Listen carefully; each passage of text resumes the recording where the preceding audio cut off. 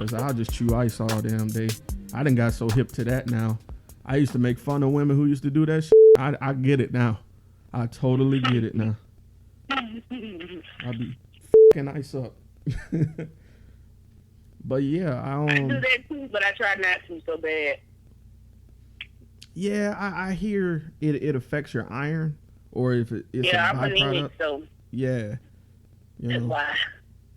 But I take vitamins all day. Ebony, if you could see all the goddamn vitamins I gotta take now, bruh, you wouldn't believe it. You wouldn't. And see, I'm not a pill taker. I'm one of them people that even if I got a headache, I'm supposed to do that mug and take some medicine. So I don't know. I can't. I don't know what it is. It's like a mental thing with me. I don't like putting pills in my mouth. It makes me feel old, I guess. I respect it because it's funny. One of the things I have to take a goddamn Flintstone vitamin, cuz like an actual Really? Yes, nigga. They got I have to take a Flintstones chewable, cuz. Now I would do that. If somebody told me I had to, I would do that like happily because that would bring back some mad memories.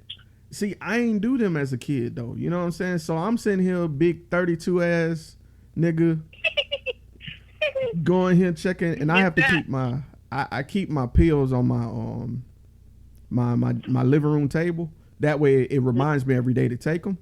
But it's just embarrassing, you know, a little bit. Like, nigga, I'm finna eat a Flintstones chewable. What the fuck? But I mean, you know, that just mean they doing it there, man. That's what that means. Right. Gotta pay the cost to be the boss, I guess. Shit. But yeah, I wanted to reach out to you with this subject, man, because I was thinking long and hard. Now, I was having a conversation the other day. Well, let me give you a preface statement. So, had an argument, and the argument was about looking at social media can create like a jealousy when you're in a relationship. Like you can be envious of other people, but you don't really, how do I say, know that them people struggle, and it creates a rift that shouldn't be a rift. You know what I'm saying? Yeah. And I was talking to a woman I call my mentor. I love her to death, and she said women have a tougher time dealing with that because sometimes it takes an older, more experienced woman to tell her that, hey, you know, all of that ain't what it seemed to be. You know, some women don't have that older person to let them know that. And I was talking to a couple people, and some women were abrasive to that statement, was saying like, well, why should an older person be in my business? Or, you know, and I was like, why is it such a disconnect? Like, why are people so against the thought of the older generation passing down information to us? Like, why are we so against accepting that info for them? You know what I'm saying? Yeah. And so that's why I want to really, I got a few people I'm gonna talk to about it, but you came to mind after you put me on blast with your little eyes emoji. I just be trying to see what's up. I be lurking, and I ain't finna lurk in the shadow. I'm finna lurk out front. Right. I'm You with don't it. see me looking. But you know what's crazy though? It's like an interesting topic. It is, and I think it's one that need to be had. The problem is nobody would come forth to talk. Everybody's so afraid to say something. So I was like, okay, who are my go-tos? I guess since I can't get other people to chime in, what I need to do is get the people I know to chime in, and that'll encourage other people to chime in. Okay. So that's give them the feedback from the other interviews, and that'll probably incline them to actually want to talk about it. Exactly. Exactly. You hit the nail on the head. So I just your, and this isn't like a debate or nothing. I just wanted your view on it. Why do you think it's that disconnect between our generation and that generation before? Like, why are people so touchy about it? I'm gonna let you know right now. I'm gonna go deep. Let's do it. So I'm gonna start at the beginning for me personally. Mm-hmm. My upbringing, because I spent more time with my grandparents than I did necessarily with my mom. I think that had a major effect on me personally because growing up, I wasn't the child that went down the street and stayed on to the street lights. Come on. I was a child that went with grandma over to Aunt Suge's house and sat all evening, and then went to Aunt Good's house and sat all evening. And then, my social link was older people when I was growing up. So I think for me, whether I wanted to hear it or not, I was around that wisdom anyway. So I think that in turn goes back to the train up a child in the way they should go, and when they're old, they will not depart from it. Mm-hmm. In my opinion about that, I listened to all that wisdom when I was younger. So yes, I did kind of not listen to it after I feel like I needed it. But after I reflected on some stuff that I went through, I was like, dang, that's what they was trying to tell me. Dang, that's what they was talking about. So it gave me more of a parallel to what they were going through for me to realize how to go on from that. And my point about saying that, most children don't grow up like that anymore. When they have the older people around them, they feel judged by the old people instead of actually hearing what they're saying. So as a child, they're growing up in an environment where they're automatically shutting off anybody that's older because they feel like they don't understand or they don't really know the truth or, whatever it is. So I feel like that's one of the major disconnects is because as a child growing up, we see adults as the enemy. If you're older than me, you're trying to tell me how to live my life. You're trying to tell me what to do. You won't let me do this, do that. If we going to church and I want to wear a t-shirt and some shorts, I can't do that because my grandma want me to wear this full suit with the baby alligator shoes and you know what I'm saying, the tie and pinstripes and all that. But I just want to wear my t-shirt and jeans. She's judging me. She's trying to make me who she think I should be. I can't be my own person. And I think that has a major impact on social media too. Because when you really look at it, people are against adding their moms and their aunts and their uncles or whatever because of that reason. Right. And if they do add them, they feel like they have to hide a certain part of themselves from those family members. So if they put something they think is funny on Facebook and it's got to do with something sexual, they know that their aunts or their uncles or cousins is going to talk about it. So they block these people from the post as an attempt to hide what they view as their true selves from their family, as if their family isn't doing the same thing. It's not the same person in some type of way. We look at the older generation like they haven't had sex before, like they haven't had kids before, like they haven't had to have, relationships at some type of way, if it was work or church or, love, but we don't feel like their advice pertains to us because we got new variables in the equation. Right. I think I said too much. No, I want you to keep going because you hit a few points that I wanted to kind of to hit on as well. The first thing you stated was about growing up with the older folks, and I'm with you. I grew up around Big Mama, Muddy, and that was Big Mama was my great grandmother, and Muddy was my grandmother. And so you're right. I'm used to riding around with them, seeing they old friends and sitting there just listening. Right. Not really knowing what I'm listening to, but just soaking it up. And a lot of that contributed into how I grew up as a man. And like you said, when you get older, you want to get rebellious because nobody want to sit and obey rules all day. You want to question things and do stuff your own way. And it showed. And I did get life lessons from it. And you're right. It becomes a point of I think, and parents and older generations have the best intentions when they do this. They try to tell us to do something instead of suggesting it or telling us why. It's that mindset of do as I say, not as I do. And we see that contradiction, and I think that can create a big rift that sometimes people don't get. It's that I hate to say it, it's that authoritative master and slave mentality. I think that's kind of passed down. Yeah. Because I've seen somebody about that too, so yeah, I completely agree with that. Right. I've seen effective parenting, because for the longest I thought that, you know, just do as what your parents say.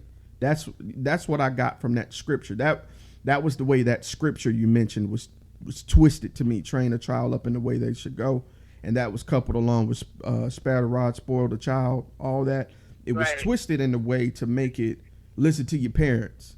And also another verse that was another verse that was twisted along with that was honor your mother and father that your days may be longer. I feel like those verses were twisted in a sense to try and control us using the justifying point as the Bible. But when you go back and research, you really see what it meant. And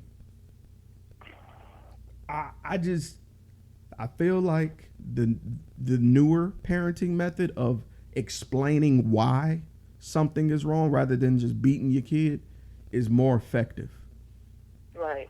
Because what happens is we'll see you do the same thing and not understand why it's different from us. So now you're a hypocrite to us, and now we're slowly but surely not respecting anything you say or do, and that goes a long way.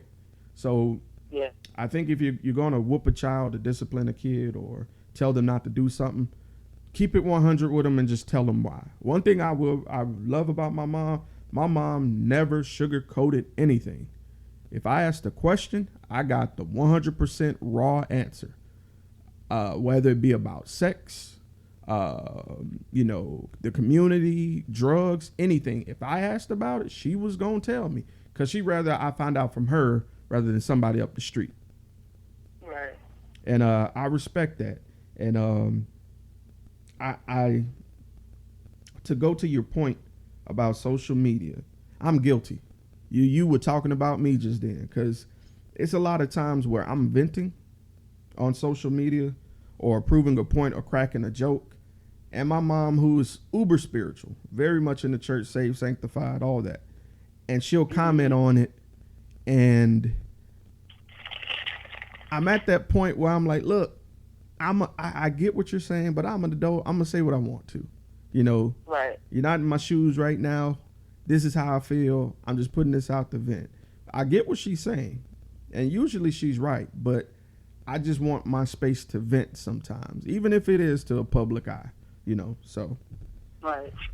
But yeah, I reestablishing that communication, I don't know how to do it. I'm going to be honest. That's why I was talking to so many people or posing this conversation to many people, because it's crazy. I can go up to an older person right now, just a random stranger, and strike up a conversation because of the way I was taught growing up from older generations.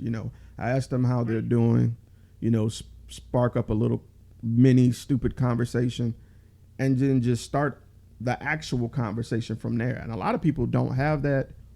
I don't want to call it home training, but it really is. Mm-hmm. Because people don't even know how to say thank you anymore.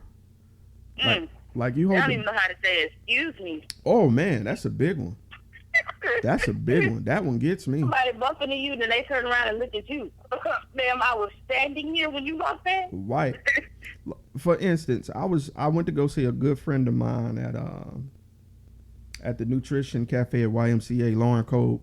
I was sitting talking to her, and this Caucasian lady, in the midst of our conversation, I'm sitting down, and Lauren's standing up at the bar, and we're about 5 feet away from each other, just talking in a deep conversation. And this white lady just walks right through our conversation. Right. Doesn't say excuse me. Doesn't duck, doesn't even put up the little one church finger or nothing. just walks right in between our conversation. And she did it twice. Wow. And so I'm like, where's the training, man? Like, and granted, she was a little bit older than us, maybe by like 5 years, but still, there's a conversation going between two adults, and you just walked right between them and didn't acknowledge it. That made me furious. Yeah, I have situations like that all the time where I'm going to the grocery store or whatnot, walking in there with my kids, and this guy just comes right through it like, what? He's a kid. You don't think I'm trying to keep up with my kids, man? Like, I got them holding on to the buggy for a reason. And you just have to come through them and me. You know what I'm saying? To go where you going. All that space over there. Right. All that space over there. You had to come right through here. This is the only, like, I feel like sometimes they trying to make a statement when they do that. But to be honest, it's not even just a racial thing. So I have black people that do the same thing. True. The only difference about the black people is, like you said, they will acknowledge that they did it. They just won't make it seem like they did it. They make it look like you were walking in their path. You know what I'm saying? Right. Like, no, bruh. you supposed to say excuse me, and then you don't really know whether to acknowledge that they did it or not, because some people are so crazy, they'll just pull out a gun and start shooting. Be ready to fight. Right. You're absolutely right. I ain't got time for that. You ain't finna do this in front of my kids, bro. It's so crazy. Because I don't know if you used to watch Boondocks when it used to come on. But one of the first episodes, I think it was like the 5th, was about a nigga moment. It was talking about how something as forgivable as bumping into someone can become an issue that involves life to death with black people. And it was a parody, but it's so true. Mm-hmm. Like, people are so caught up in their ways of stupid stuff and machismo and appearances that common courtesies don't even go over like they should, man. Like, I don't know. Like, you know what makes me mad? Like, the most, though? Like, I go and hold the door open for someone, especially a lady, especially if she have kids, and they don't acknowledge it. Yeah. That, Ebony, that cooks my goose. I be wanting to go back in time and shut the door. Dead serious. I cannot stand that. And what's crazy is, like, and I don't mean to cut you off. What's crazy is, no, you good. I'm now finding myself, I'm starting to identify myself as a whole nother generation ahead of some of these younger parents. Like, and it didn't click to me until the other day. Like, who was talking? One of the kids I used to grow up with that I knew, like, all their life. They have a child, and I think they were talking about their 24th birthday or something. And I was like, dang, I'm about to be 32 this year. And it clicked, like, I'm not even in their generation. I'm a whole nother generation ahead of them. So, like, I compare myself to them, and they live a totally different life, and that comes naturally with different people. But I definitely wonder, like, if I were to invite them to the podcast, right, and hold this conversation with them, would they get offended? You know, would they be open to some of the suggestions I make? You know, would I come off as just that older dude? Like, it's crazy.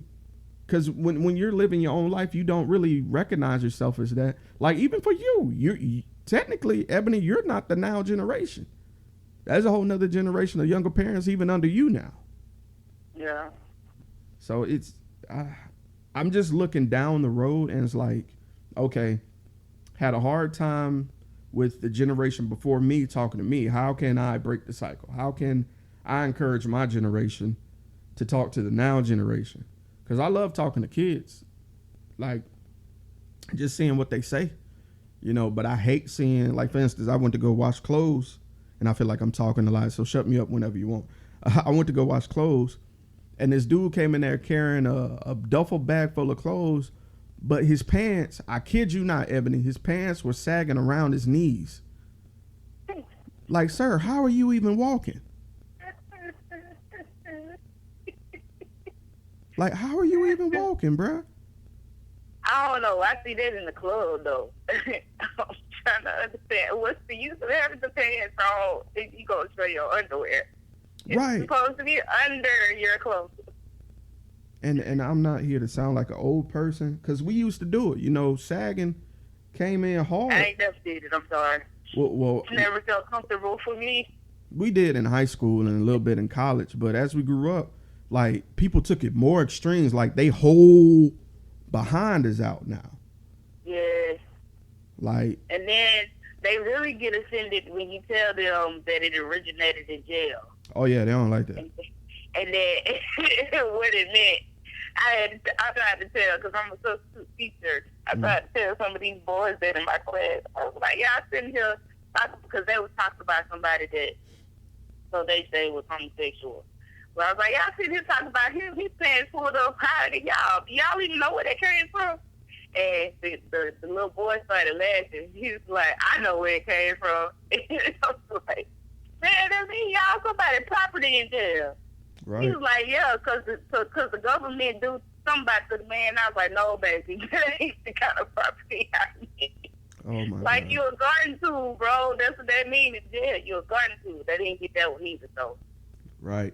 I left that alone because I don't want to be the substitute that get recorded saying something I ain't got no business in.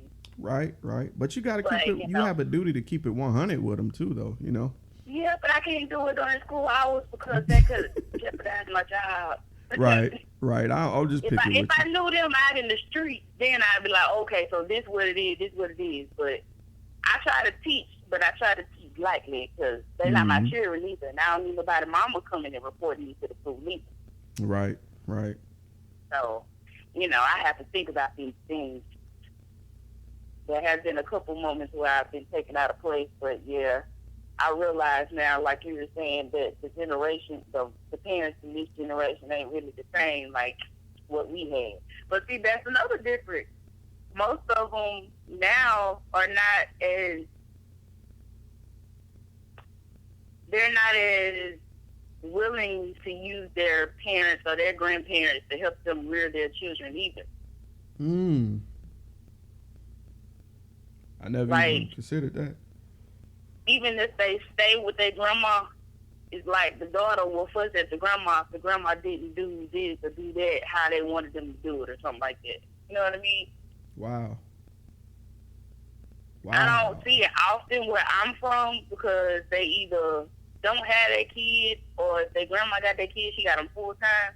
But I have heard cases where the mom would go off on the grandma because the grandma didn't, do this or do that, or, like say for instance, the grandma takes the child to church and the child got a tablet and the tablet's too loud and the grandma takes the tablet. The mama would fuss at the grandma, not the child. What? Yeah. I've seen some instances like that. That's funny to me. Yeah. But it's no different from the child coming and telling on the teacher at school and then the parent coming and cussing out the teacher. Right. That's another dynamic that's definitely changed since I was little. Like, my mom, first day of school, up until I was like in middle school, came and met the teachers firsthand. Like, I was walking in school beside my mom up until the 5th grade. My mom was gonna meet my teacher. Like, she made sure. I'm so serious. I just like to do pop-up business stuff. Oh, my mom was good for that too. And man, okay. Let me tell you, one day I came to school, and guess who was my substitute? Not my mom, but my aunt. Me and my cousin was in the same class, and we walk in the classroom. There go my aunt. You talking about shook? You talking about best behavior? I just did that to my little cousin before. Man. And he's the behavioral problem in the family. So, like you said, he was the best student in the class that day. Mm-hmm. Because he knew I was waiting. I had his dad on speed dial. I was on college with the other. You need to come tell your son such. But he said that he even did his work. The kids was talking about it. I said, Boogie, you doing your work today? What's wrong with you? You all right? Mm-hmm. Quiet. That's how I do. I was Church like, oh music. yeah. And But yeah, I do feel like there's a disconnect. I don't know what would be a really good solution in it. right, because it's hard to get us together. But too, we have different type of grandparents. So if you really look at it too, our grandparents would retire sooner than people are retiring now. Yeah. That's another thing. So they're working. Like with me, from really as long as I can remember, I think. Well, I knew my granddad was retired most of the time. Now my grandma, she worked a little bit up until I was in maybe elementary school at a factory.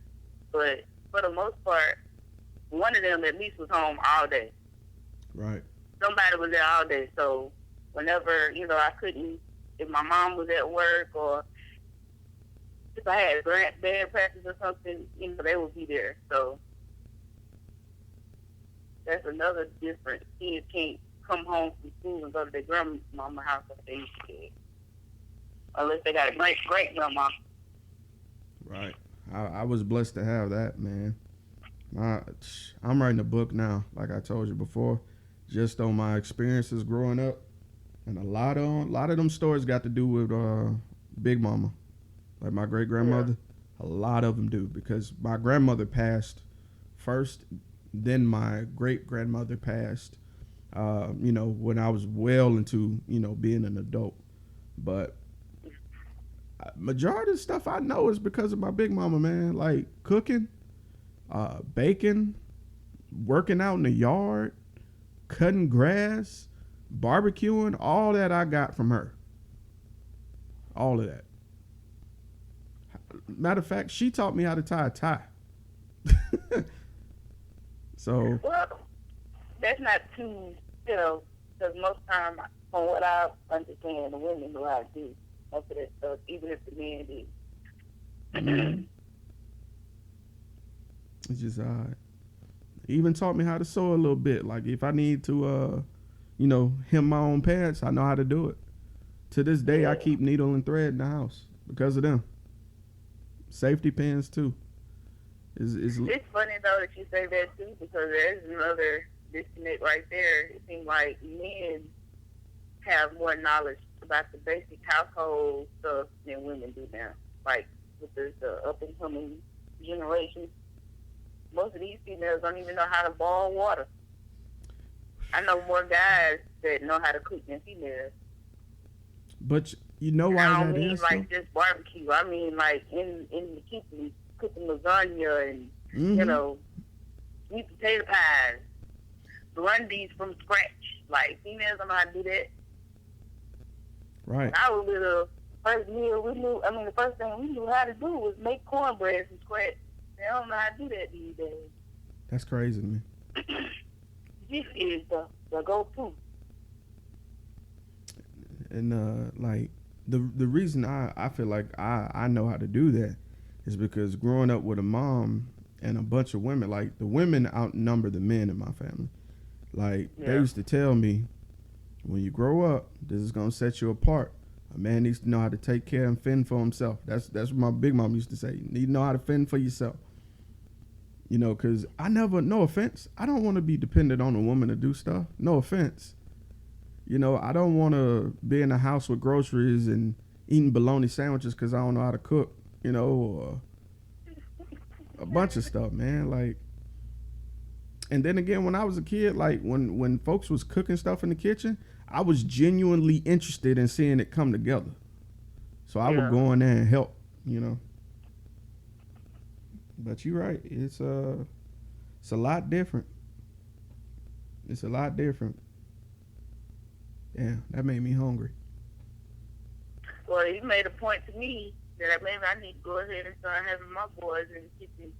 Well, I let them do little light stuff, but I don't want them to be like me. When I was so curious, I would go in when, if they was asleep or if they was watching their stories or something, I'd be in the kitchen trying to cut this or do that, and used to slice up my fingers all the time. I got all kind of little marks Well, they probably can faded away now. But I used to have all kinds of little marks where I would be in there trying to do like Mud used to do.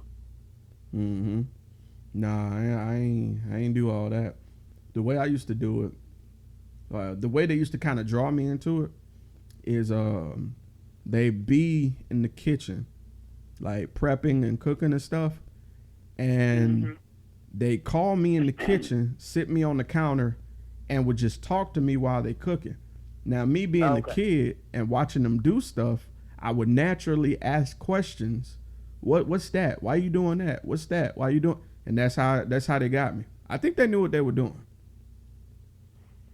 Well, too, for girls, they expect us to do it. So yeah. I was the pea sheller. Every time I had peas needed shelling, I had to shell the peas. I had to cut the corn. I used to hate that. Look. Nah, what I hated, my grandparents. I come home from school and there'd be some roadkill in the sink waiting to be beheaded. Oh no, that's the one thing I ain't do. I hate. I ain't do that. Nah, bro. My grandma.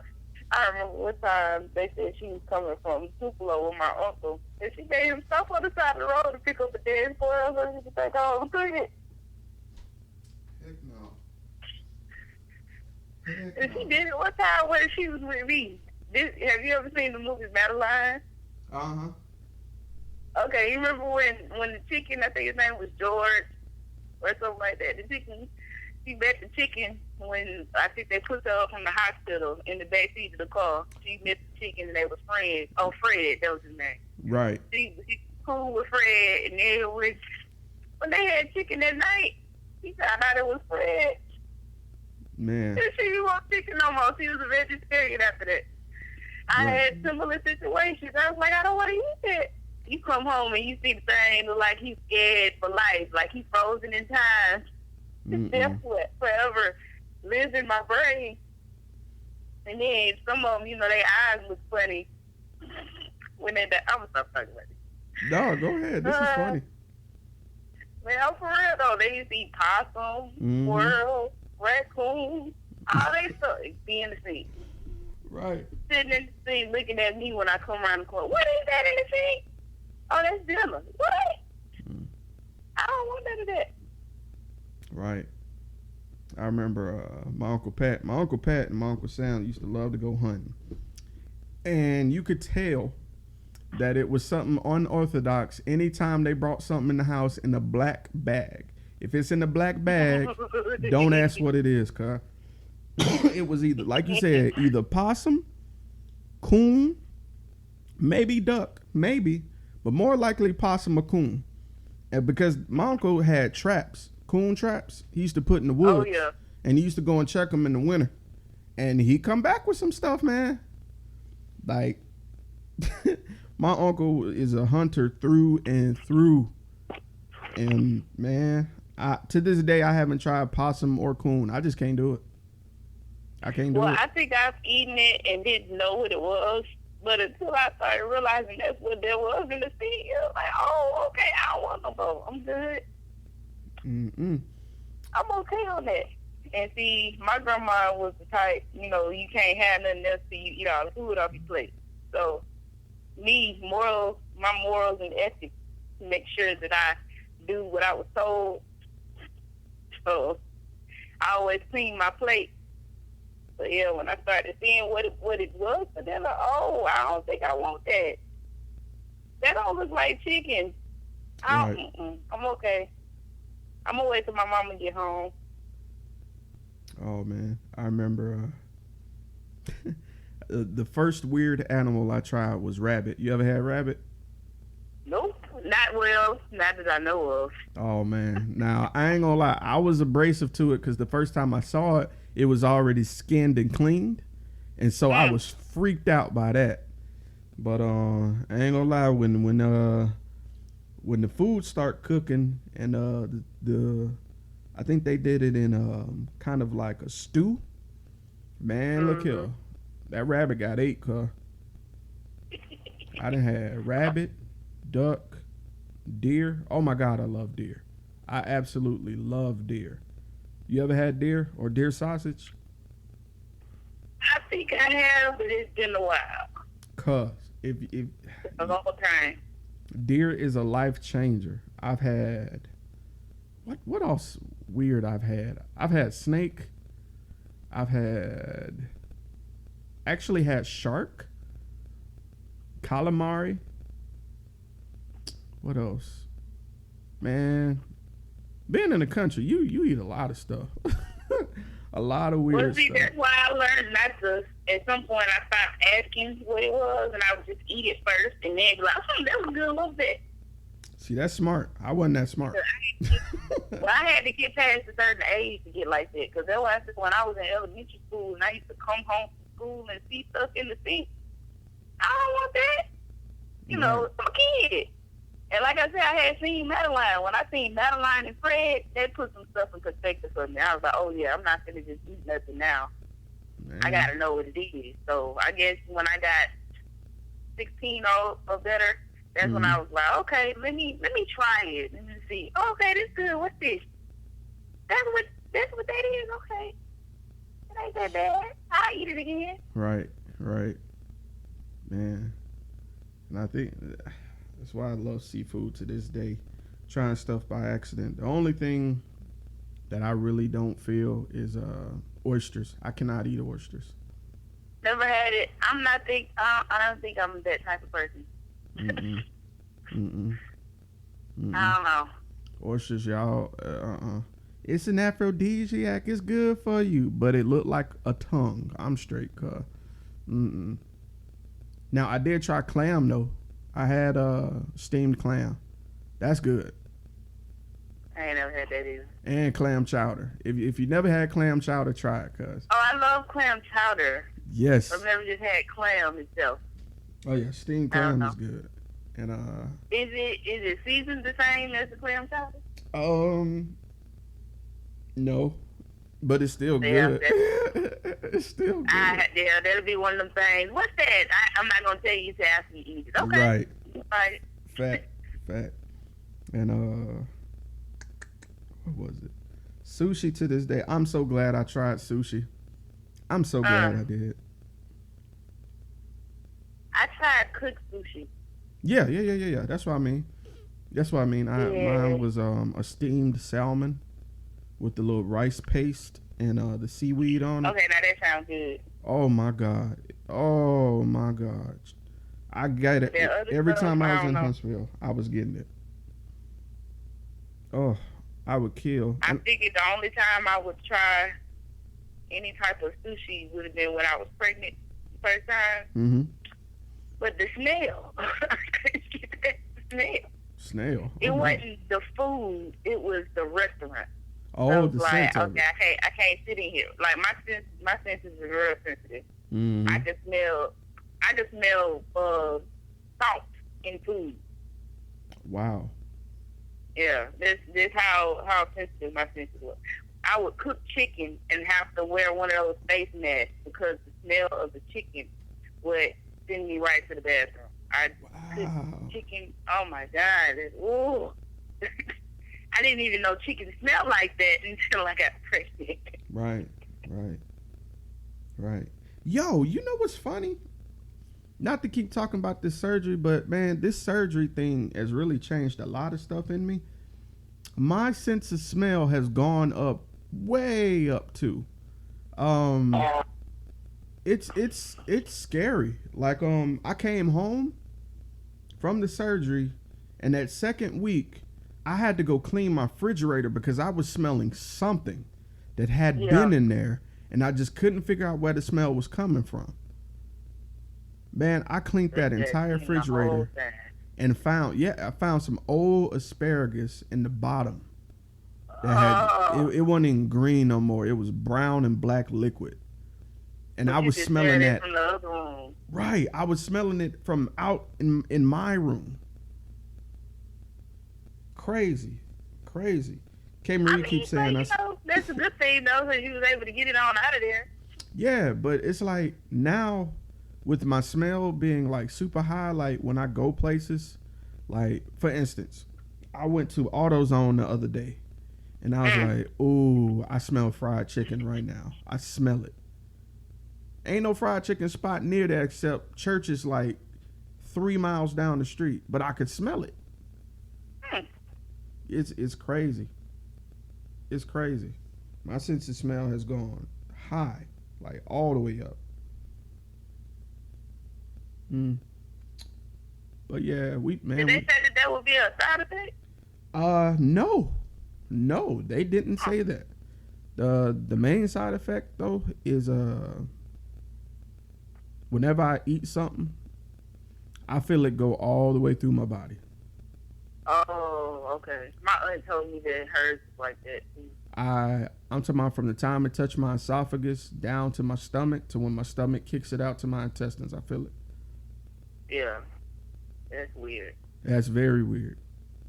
It's very weird.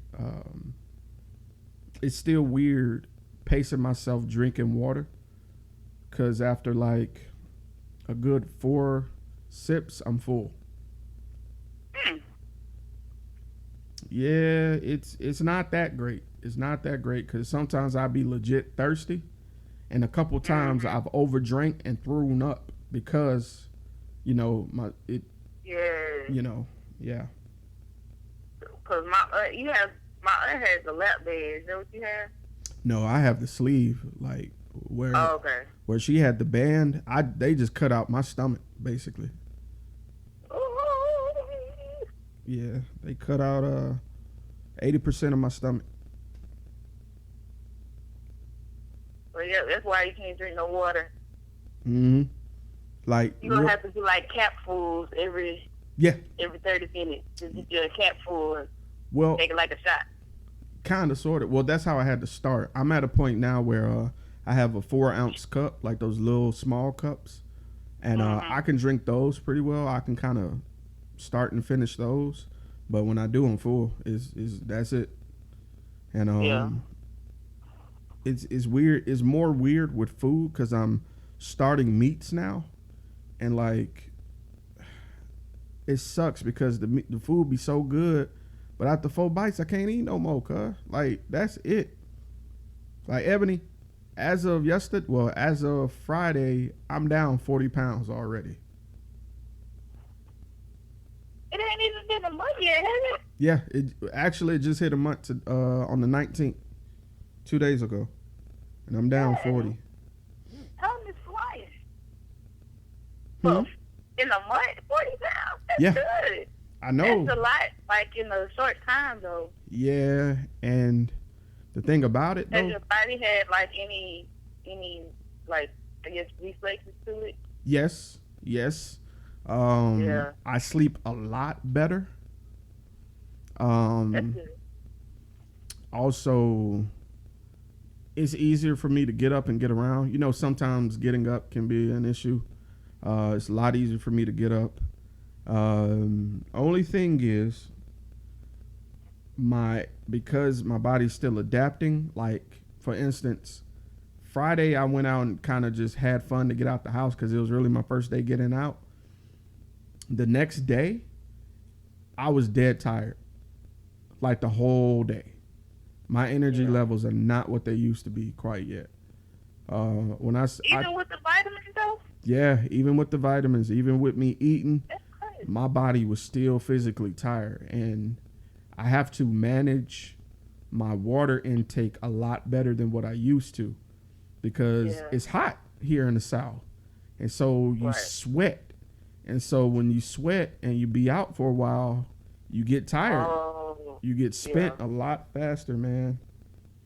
And so it's still a little bit of a struggle, cuz. Still a little bit of struggle. I ain't mastered the shit yet.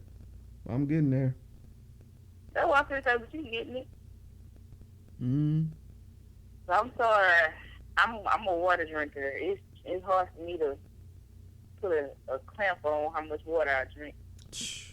Man, Ebony, for me to kill a bottle of water would take anywhere from 3 to 4 hours.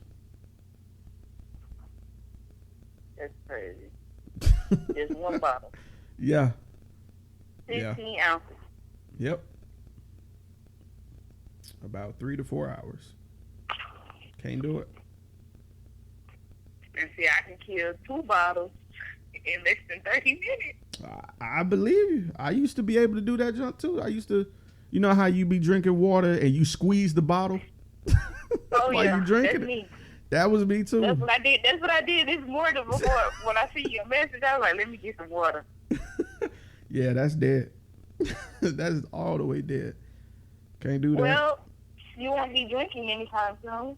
Oh man, alcohol. I think it's best I stay away from it. Yeah. Cause just really think about that 4-ounce stomach, and I take a shot. I'm gonna be lit off of what? Maybe 2 shots. I'm gonna be through. Okay. So I'm done away with, like, unfortunately my beer is gone. I can't do beer no more because I can't do carbonated drinks. Can't do alcohol no more because I know my tolerance is gonna be trash. You know, but hey, at least I'm gonna look like an Instagram model. Okay. I try to be 5-year-old things without the hair. Nah, I'm just joking, but that's how I have to look at it. It's a trade-off, man. And Yeah. I will say this: I am trying a lot more different foods than what I used to. So that's a big plus because I always want to try new things, and there's some like ways you can cheat to kind of like have food kind of sort of that you used to like. Like I got this one recipe that's so I can't have ice cream for real because it's too much sugar. And sugar-free ice cream is the devil. I don't know if you ever tried it, but sugar-free ice cream is absolute Satan. There's no point in it. But anyway, I'll get out. I've tried it before when I was on the diet. my mom bought me some on my birthday, and I had to give it away because I couldn't do it. I couldn't do it. It was made with coconut milk. It was so nasty. I can't even do certain brands because of different types of sugar and stuff. So I know what you mean. I think that's one reason why when I diet, I actually end up going off the diet is because of certain foods like ice cream. You can't, there's no way to dietize ice cream. I'm sorry. Just give me all the sugar and all the cream. I need all of that. Don't take nothing out. Don't substitute nothing. Right. And see, I like Sonic. Sonic's pushing me up too. When I go there, I always get the Sonic Blast with M&M's and Reese's in it. And let me tell you about Sonic. Do you know? So Sonic's slushes is straight diabetes. Yes, it is. The base of the slush, the little white stuff and the syrup they put in before they put your flavoring in, 450 calories off rip. Before the syrup? Yes, that the syrup stuff they put in first with your ice before they put your flavoring in is 450 calories off rip. That's for a medium. And I was a Route 44 type dude. Yeah, I am too. But I don't drink the slushies though. I get strawberry limeade, but that's just as bad. That's number sugar, shawty. Just letting you know. Yeah. That's all sugar. Well, being unemployed, I don't have to worry about that because I don't eat out. That was a smooth transition, by the way. That was you just threw that in there. Man, I was about to ask you how the search going.